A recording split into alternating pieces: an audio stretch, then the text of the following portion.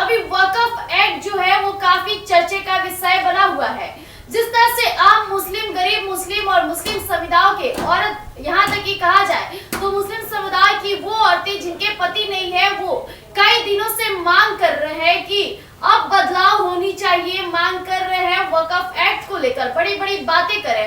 अब इसे लेके देश के प्रधानमंत्री नरेंद्र मोदी बहुत बड़े फैसले लिए हैं।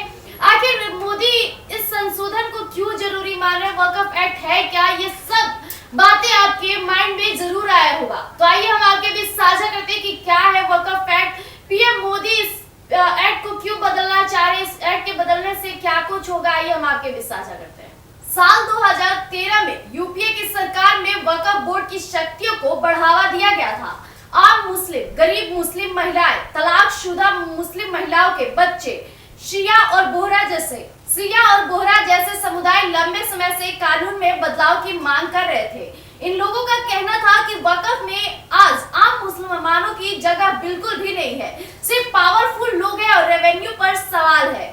इतना ही नहीं, केंद्र सरकार यानी मोदी सरकार वक्फ अधिनियम में बड़े संशोधन करने जा रही है। इसी सत्र में संसद में संशोधन विधेयक लाने पर विचार किया जा रहा है। इससे पहले शुक्रवार को कैबिनेट की बैठक में वक्फ अधिनियम में 40 संशोधन के प्रस्ताव को मंजूरी दे दी गई और संसद में संशोधन विधेयक पारित होने के बाद वक्फ बोर्ड की अनियंत्रित शक्तियां कम हो जाएगी। वही बोर्ड किसी भी संपत्ति पर बिना सत्यापन अधिपत्य घोषित भी नहीं कर सकेगा।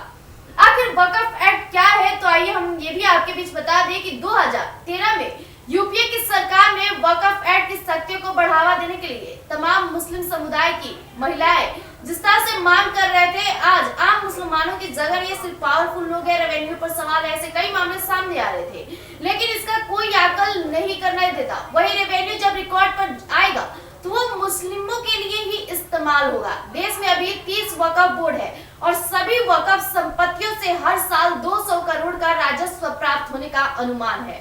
वही पहला अधिनियम 1954 में पारित किया गया, पहला संशोधन 1995 में और फिर 2013 में दूसरी बार संशोधन किया गया।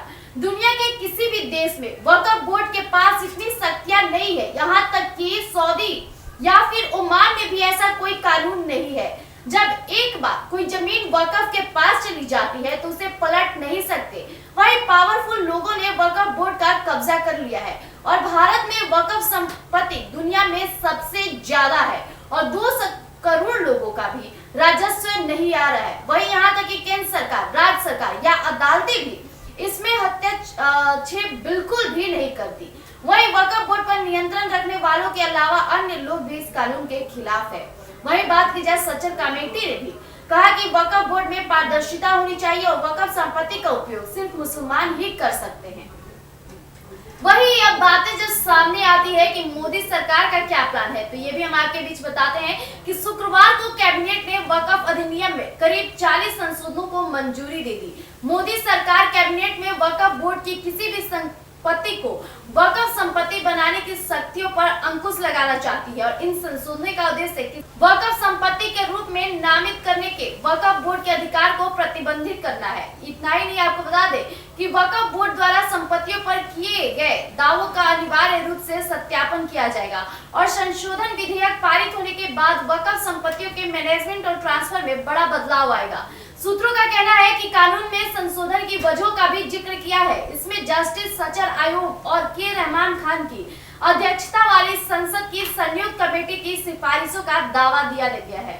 इतना ही नहीं, कानून में बदलाव से क्या होगा ये भी हम आपके बीच बता दें कि चूंकि मौजूदा कानून के मुताबिक राज्य और केंद्र सरकार वक्फ संपत्तियों में दखल नहीं दे सकती है। संशोधन के बाद वक्फ बोर्ड को अपनी संपत्ति जिला मजिस्ट्रेट के दफ्तर में रजिस्टर करानी होगी ताकि संपत्ति का मूल्यांकन हो सके। वही राजस्व की जांच हो सकेगी। नए बिल में यह प्रावधान होगा कि सिर्फ मुस्लिम ही वक्फ संपत्ति बना सकते हैं। बोर्ड के स्ट्रक्चर में बदलाव किया जाएगा और इसमें महिलाओं की हिस्सेदारी भी सुनिश्चित की जाएगी। वही राज्य में वक्फ बोर्ड में महिला सदस्य शामिल होंगी और प्रत्येक राज्य बोर्ड में 2 और केंद्रीय परिषद में 2 महिलाएं होंगी।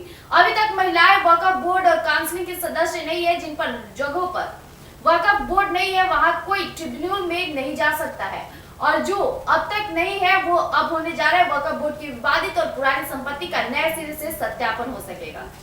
तो जैसा कि अभी आपने सुना कि किस तरह से देश के प्रधानमंत्री नरेंद्र मोदी ने कई लोगों के लिए बड़े पैमाने पर कार्य को लेकर ताबड़तोड़ एक्टिव हो चुके हैं। यहाँ तक कि वक्फ जो एक्ट है, मैंने आपको पूरे वीडियो में जिस तरह से समझाया कि वक्फ एक्ट है क्या और जिस तरह से इससे बदलाव होने से किस तरह से मुस्लिम समुदाय की महिलाओं को जिस तरह से जगह मिलेगी उन्हें सशक्त करने के लिए। हालांकि अब तक जो वक्फ बोर्ड बना हुआ था, एक्ट बना हुआ था, उसमें महिलाओं की कोई भागीदारी नहीं थी, लेकिन अब मुस्लिम महिलाओं को भी उसमें भागीदारी दी जाएगी, उनके लिए भी सीट रखी जाएगी। वहीं अब वक्फ एक्ट की बात की जाती है तो इस एक्ट में जिस तरह से कई मुद्दों को ध्यान रखते हुए नजर किया गया, यहाँ तक कि सऊदी और ओमान में भी इस तरह की कानून नहीं है, लेकिन भारत में आपको बता दें कि वक्फ संपत्ति बहुत ही ज्यादा है, यानी सबसे ज्यादा भारत में वक्फ संपत्ति है। अब इसे लेकर जो केंद्र सरकार और कहा जाए तो मोदी जी जो बहुत बड़े फैसले लिए हैं वो वाकई सराहनीय हो जाएगा मुस्लिम समुदाय के महिलाओं के लिए और मुस्लिम समुदाय के आम नागरिकों के लिए। तो ऐसे पल के अपडेट के लिए आप बने रहिएगा एक न्यूज 24 पर। अगर आप हमें YouTube चैनल पर देख रहे हैं तो हमारे YouTube चैनल एक न्यूज 24 को सब्सक्राइब फॉलो जरूर कीजिएगा। धन्यवाद।